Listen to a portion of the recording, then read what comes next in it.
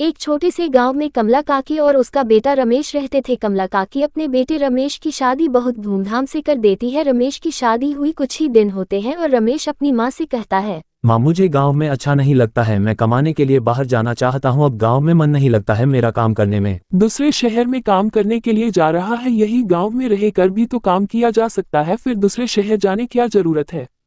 कमला काकी रमेश को बहुत समझाती है मगर रमेश अपनी माँ की बिल्कुल नहीं मानता है और रमेश दूसरे दिन अपनी पत्नी को गांव से लेकर चला जाता है।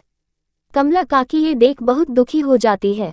ऐसे कुछ दिन गुजर जाते हैं। कमला काकी अपने बेटे बहू के जाने के गम में अक्सर रोया करती और हर दिन घर के बाहर बैठकर अपने बेटे और बहू के घर आने का इंतजार करती।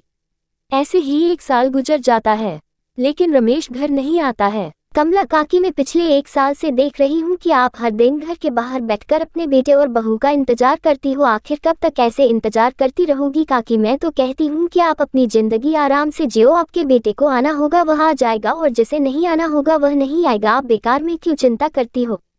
क्या करूं, बेटी माँ की ममता है, बेटे की मोह माया में उलझी है। आखिर मैं भी तो एक माँ हूँ, मैं कैसे अपनी बेटे को भूल जाऊं? ये बुरी आंखें हमेशा अपने बेटे की राह देखती रहती है, अब मन को कैसे समझाऊं।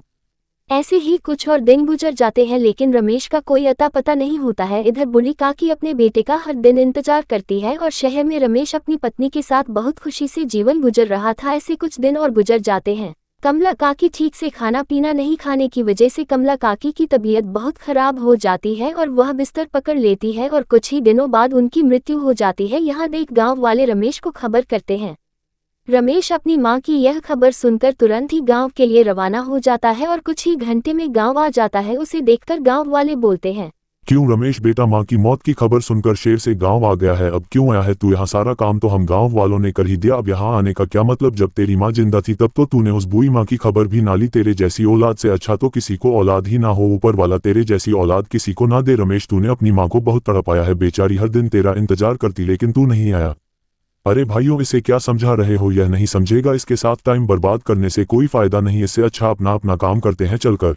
इस तरह गांव वाले रमेश से कोई भी अच्छे से बात नहीं करते और सभी लोग ऐसा बोलकर चले जाते हैं। ये सब बातें सुनकर रमेश को बहुत शर्मिंदगी महसूस होती है और वह वापस अपने शहर चला जाता है।